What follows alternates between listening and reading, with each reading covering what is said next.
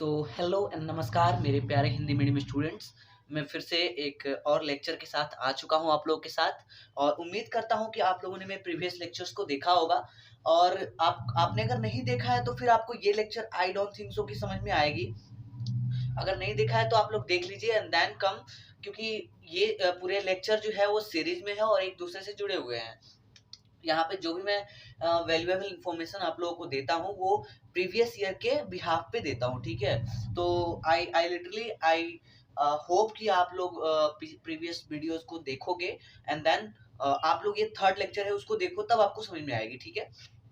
आज हम लोग चलते हैं, हम लोग देख लेते हैं आज थोड़ा सा हम लोगों ने कल जो क्या देखा था उस बारे में आज देख लेते हैं। हम लोग आज क्या देख रहे हैं ये जरा सा हम लोग जान लेते हैं, ठीक है गाइस। तो देखिए मैंने आपको कल क्वेश्चन दिया था कि how the appointment of James Rennell give information about the unknown areas of Indian subcontinent. और उस क्वेश्चन का मैं आंसर बकायदा अपने प्रॉमिस के हिसाब से आपके सामने लेके आया हूँ, ठीक है।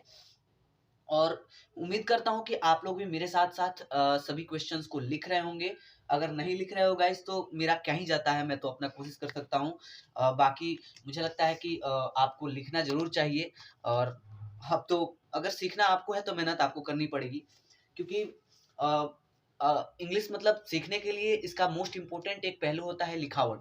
और अगर लिखावट आपकी सही नहीं है, इंग्लिश आप लिखना नहीं जानते हो, तो इंग्लिश आप समझते कहाँ हो फिर। क्योंकि लिखने के लिए वोकैब्स चाहिए और वोकैब्स के लिए लिखना ही जरूरी है, दोनों एक दूसरे के इंटरडिपेंडेंट है। तो चलिए हम लोग देख लेते हैं ये आज की जो क्वेश्चन थी उसकी क्वेश्चन की डिमांड क्या थी और उस क्वेश्चन का आंसर क्या होना चाहिए। और आप लोग भी अपने क्वेश्चन को मिला लेना मेरे क्वेश्चन से, आप लोगों ने क्या क्या दिक्कतें करी हैं और कहाँ कहाँ आप लोगों ने खुद को मतलब अपने क्वेश्चन की डिमांड को आप लोगों ने नहीं समझा है, ठीक है। तो चलिए हम लोग देख लेते हैं इसको, ठीक है। और मैंने आपको कल 4 5 6 जो भी वोकैब्स मुझे मिले थे उस बुक में से मैंने उसको कराया है। और बाकायदा मैंने उन वोकैब्स को अपने इस आंसर राइटिंग में बाकायदा आप लोगों को ये चीज दिखाने के लिए पुट आउट भी किया है कि देखिए कैसे उन वोकैब्स का यूज हमारे आंसर राइटिंग में होता है, ठीक है गाइज। तो आपको बहुत खुशी होगी और मुझे लगता है कि आप खुशी होनी भी चाहिए बहुत। आज का जो सेशन है ना बहुत बढ़िया होने वाला है, ठीक है। चलिए देखते हैं, ठीक है। कह रहा है how the appointment of James Rennell gave information about unknown areas of Indian subcontinent. ये थर्ड लेक्चर अपना, ठीक है। कह रहा है तो ये जो क्वेश्चन था ये क्वेश्चन था कि जो अपॉइंटमेंट हुआ जेम्स रेनल का उससे हमें हमारे अननोन एरियाज के बारे में पता चला किस तरह से। ये क्वेश्चन की डिमांड थी। देखिए मैं आपको समझाता इसलिए पैराग्राफ हूँ क्योंकि मैं उस पर आपको क्वेश्चन देने वाला हूँ, इसलिए मैं समझाता हूँ आपको। तो देखिए यहाँ पे तो मैंने क्वेश्चन का आंसर लिखा है James रेनेल appointed in 1767 in Bengal as the general surveyor of Bengal। ये मैं अपने मन से नहीं लिख रहा हूँ, ये मैंने कल आपको बताया था, ठीक है। तो ये तो ठीक है, ये बुक का हो गया, ठीक है। बुक का मैंने देखा और बुक में से ही लिखा है। और तो हम लोग ये लिख दिया हमने, बुक में से अपना देख के जो भी है लिख दिया, ठीक है। इसको भी लिखने के लिए एक पर्टिकुलर अपनी समझ होनी चाहिए, ठीक है। अब कह रहा है बाय हिज अपॉइंटमेंट। अब देखिए इसी बात को उस बुक के पैराग्राफ को मैं कैसे तोड़ के लिख रहा हूँ इस क्वेश्चन की डिमांड के साथ, ठीक है। By his appointment our unknown areas came under the lights. देखिए कितना बढ़िया सेंटेंस है कि उनके अपॉइंटमेंट के चलते हमारे जो अननोन एरियाज थे, अननोन माने हो गया कि जो जिसके बारे में जानकारी नहीं हो, area came under the light. अब ये मत कहिएगा कि मतलब लाइट का अर्थ यही हुआ कि प्रकाश में आए, उजाले में आए, जिससे हमें उनको देखने में फिर से हम उनको उनको देखे, मतलब लाइट में आए यानी कि सभी लोगों के सामने आ गए। ये बात यहाँ पे इस लाइट का यहाँ पे जो मीनिंग है वो ये निकलेगा कि सभी के सामने, ठीक है गाइज। अब अगला कह रहा है we came to know the adjoining. अब एडजॉइनिंग यहाँ पे मैं आपको कल ऑलरेडी इस वोकैब का मतलब उसमें था और मैंने इस वोकैब का मतलब आपको ऑलरेडी बताया है। एडजॉइनिंग मींस होता है सटा हुआ, एडजॉइनिंग एंड बॉर्डरिंग, बॉर्डरिंग का मतलब भी वही होता है सटा हुआ, ठीक है। रिमोट एरियाज, अब रिमोट का एरिया यहाँ पे मैंने आपको एक एक्स्ट्रा वर्ड देने की जो है वो पहल करी है इस अपने हिसाब से। तो रिमोट का मतलब होता है सुदूरवर्ती। क्या होता है गाइज? सुदूरवर्ती एरिया। सुदूरवर्ती एरिया को रिमोट एरिया बोलते हैं, ठीक है गाइज। सुदूरवर्ती बोलते हैं। सुदूरवर्ती हो गया गांव से सटा हुआ नहीं, यानी कि गांव का सबसे लास्ट एरिया कह सकते हो, या फिर कोई ऐसा पर्टिकुलर एरिया उसका एक लास्ट छोर, जहाँ पे कम्युनिकेशन बहुत मुश्किल है उसको बोलते हैं सुदूर एरिया।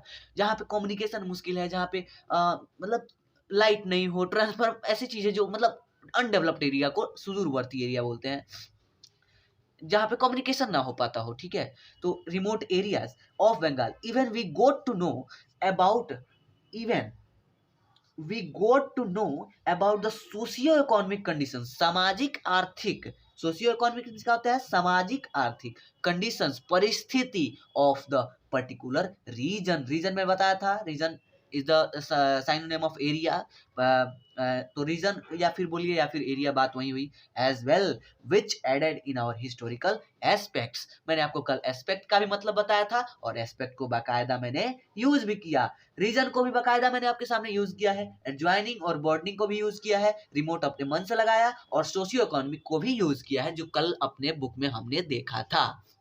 ठीक है गाइस, तो आई होप कि आपको ये सेशन बहुत अच्छा लगा होगा। अब हम लोग अपने अगले जो पैराग्राफ है उस पर चलते हैं, ठीक है।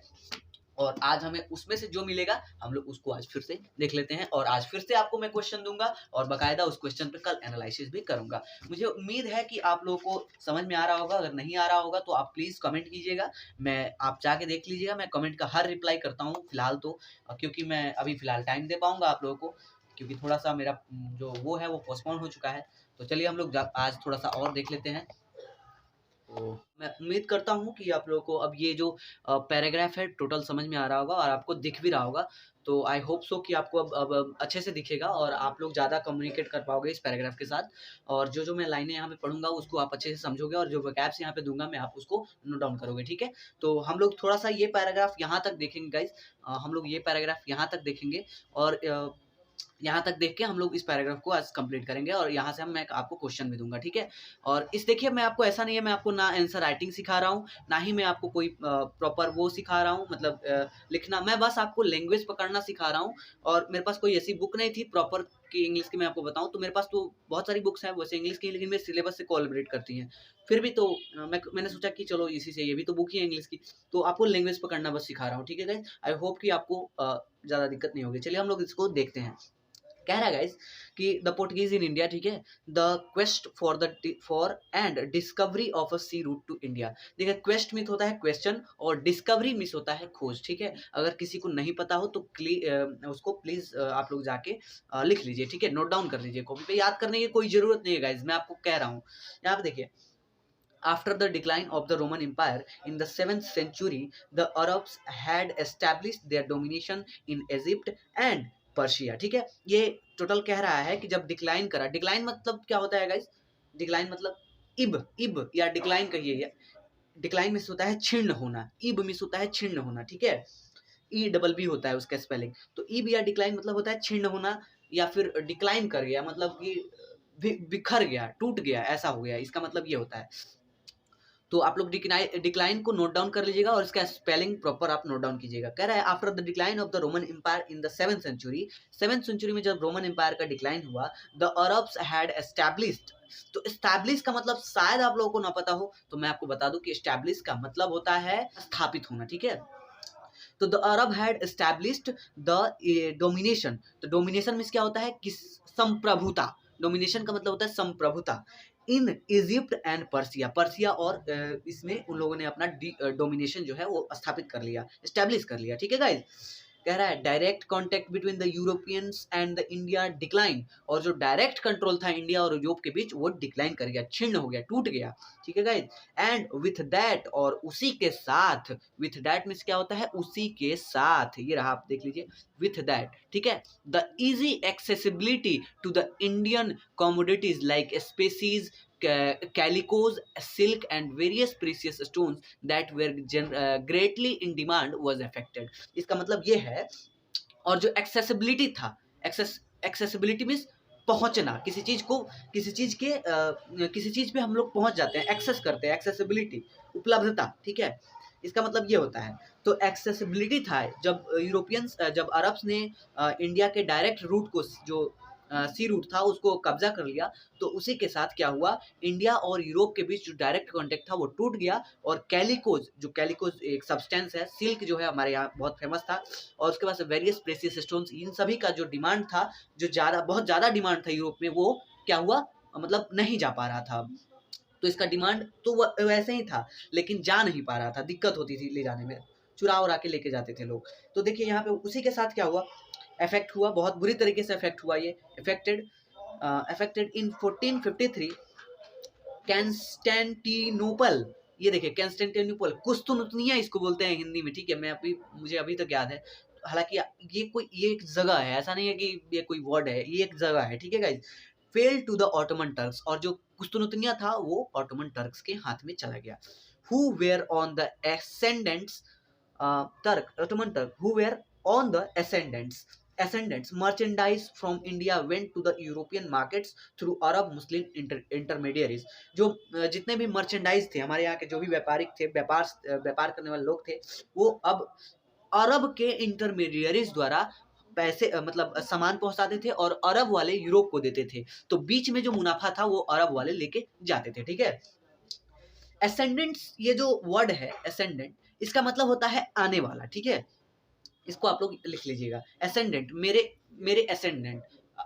एंसेस्टर मीन्स होता है पूर्वज, और एसेंडेंट में तो होता है कि आने वाली पीढ़ी, एसेंडेंट्स, ठीक है, पीढ़ी को बोलते हैं।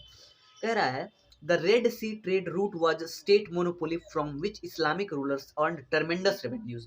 तो जो रेड सी था उस पर इस्लामिक रूलर्स की कब्जा हो गई, और उससे इस्लामिक रूलर्स को एक ट्रेमेंडस, हाँ ये वर्ड देखिए, आपको मैं भूल रहा हूँ।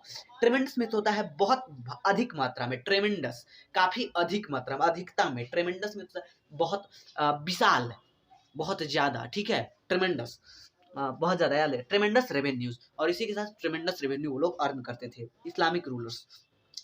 The land routes to India were also control by the Arabs, और जो इंडिया का लैंड रूट था वो अरब्स के द्वारा कंट्रोल किया जाता था। इन द सर्कमस्टेंसेस, अब सर्कमस्टेंसेस का मतलब देखिए आपको जरूर पता होना चाहिए, क्योंकि ये वर्ड हमेशा यूज होता है, even answer writing, even speaking English as well, हर चीज में सर्कमस्टेंस का मतलब ये होता है, मतलब यूज होता है। तो सर्कमस्टेंस का मतलब होता है परिस्थिति, क्या होता है गाइस, परिस्थिति।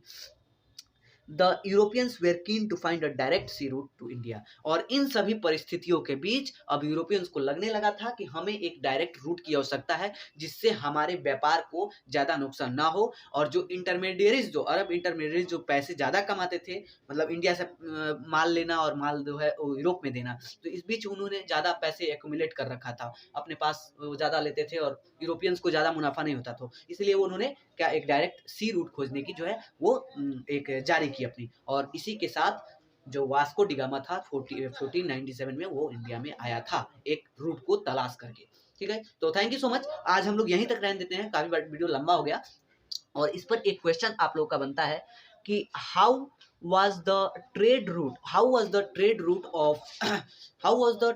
between Europe and India was affected due to fall of Constantinople in the hands of Ottoman Turks। ये क्वेश्चन आप लोग लिख के आइएगा। Thank you so much.